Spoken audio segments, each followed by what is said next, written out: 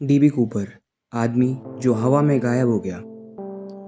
सोचो एक दिन एक आदमी प्लेन में चढ़ता है, विस्की ऑर्डर करता है और एक फ्लाइट अटेंडेंट को एक नोट देता है। पहले तो वो इग्नोर करती है, लेकिन फिर आदमी आराम से बोलता है, मिस ये नोट पढ़ लो, मेरे पास एक बॉम्ब है।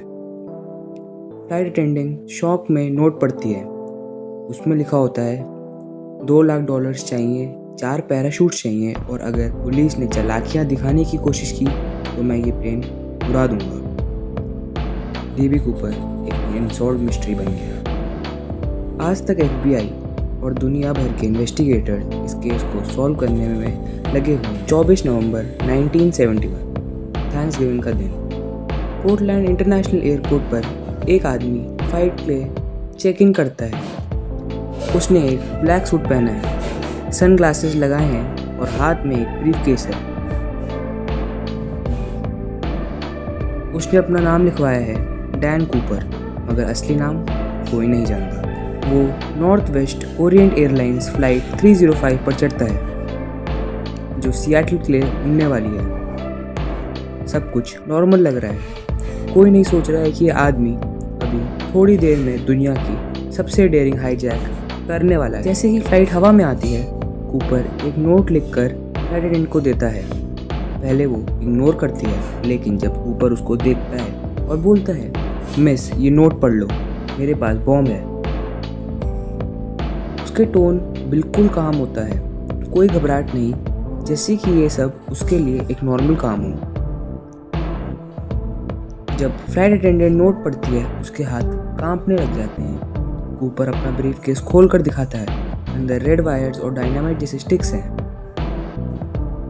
उसकी डिमांड सिंपल है, $2 लाख कैश, 4 पैराशूट्स। जब प्लेन लैंड हो तो फ्यूल रेडी होना चाहिए। अगर उसकी डिमांड्स पूरी नहीं हो गई तो प्लेन वो उड़ा देगा। सियाटल पहुंचने से पहले FBI और एयरप्लेन ऑफिशियल्स को पता चल जाता है कि एक रियल हाईजैकिंग हो चुकी है। FBI जल्दी से $2 लाख कैश इकट्ठा करती है। ये सारी $20 के नोट्स हैं। सीरियल नंबर्स रिकॉर्ड कर लिए गए हैं FBI के द्वारा, ताकि कूपर को ट्रैक किया जा सके। 4 पैराशूट्स भी अरेंज किए जाते हैं।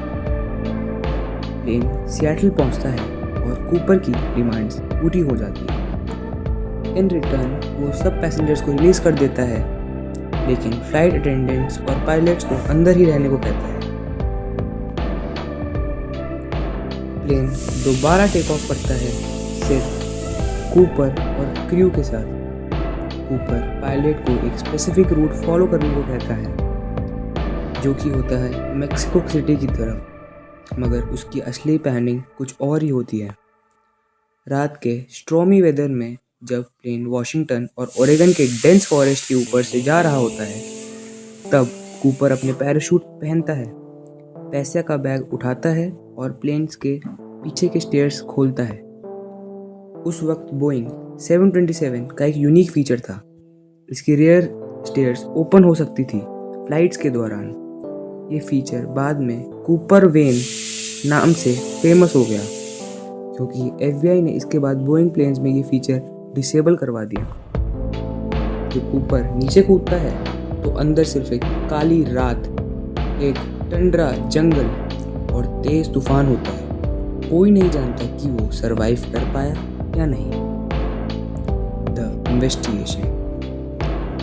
FBI ने सालों तक इन्वेस्टिगेशन की, पैराशूट ढूंढने की कोशिश भी की, उसके नोट्स के सीरियल नंबर ट्रैक भी किए, लेकिन कुछ भी नहीं मिला।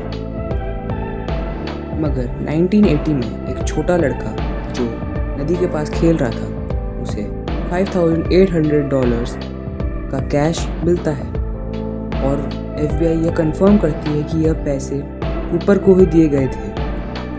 लेकिन अगर वो पैसे नदी में मिले तो बाकी पैसे कहाँ गए, और सबसे बड़ी बात, कूपर कहाँ गया। इस स्टोरी से रिलेटेड कुछ थ्योरीज ये भी हैं। इस केस पर हजारों थ्योरीज बनी है।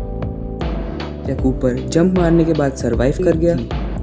कुछ लोग मानते हैं कि उसने प्लानिंग ऑलरेडी कर ली थी और उसके एक सीक्रेट गेटअवे था, या वो जंगल में क्रैश हो गया।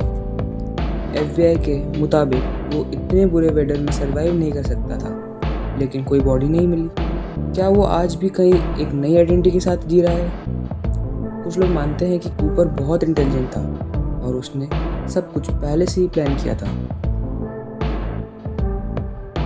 डीबी कूपर का केस FBI ने ऑफिशियली 2016 में क्लोज कर दिया, मगर अब भी दुनिया भर के कॉन्स्पिरेसी थ्योरिस्ट और इन्वेस्टिगेटर्स इस मिस्ट्री को सॉल्व करने की कोशिश कर रहे हैं। एक आदमी जो प्लेन से कूद गया, पैसे लेके हवा में गायब हो गया और FBI से बच निकलने वाला पहला और आखिरी हाईजैकर बन गया। तुम्हारे हिसाब से क्या हुआ? क्या डीबी कूपर अभी भी कहीं जिंदा है या वो सिर्फ एक लेजेंड बन चुका है? कमेंट करके बताओ तुम क्या सोचते हो। और अगर तुम्हें ऐसे अनसॉल्व्ड मिस्ट्रीज पसंद है तो चैनल को सब्सक्राइब करो, क्योंकि यहाँ सिर्फ सच और अनसॉल्व कहानियाँ मिलेंगी। Thank you.